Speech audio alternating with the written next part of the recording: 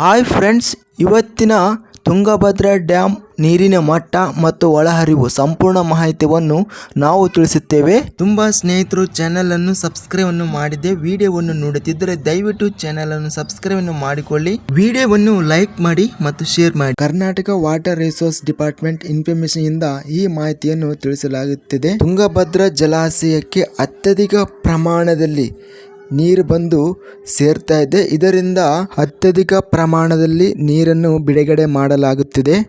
ತುಂಗಭದ್ರಾ ಜಲಾಶಯ ನೀರಿನ ಮಟ್ಟ 1633.0 ಅಡಿ ಇದೆ. ಇಂದು ಪ್ರೆಸೆಂಟ್ ರಿಸರ್ವೇರ್ ಲೆವೆಲ್ 1631.09 ಅಡಿ ನೀರು ಏರಿಕೆ ಆಗಿದೆ. ಇನ್ನು ಗರಿಷ್ಠ ಜಲಾಶಯ ಸಾಮರ್ಥ್ಯ 105.78 TMC ಇದೆ. ಜಲಾಶಯ ಇಂದಿನ ಜಲಾಶಯ ಸಾಮರ್ಥ್ಯ ಬಂದು 98.22 TMCಗೆ ನೀರು ಸಾಮರ್ಥ್ಯ ಹೊಂದಿದೆ. ಇಂದಿನ ನೀರಿನ ಒಳಹರಿವು ಇನ್ಫ್ಲೋ ಬಂದು ಅತ್ಯಧಿಕ ಪ್ರಮಾಣದಲ್ಲಿ ನೀರಿನ ಒಳಹರಿವು ಆಗಿದೆ.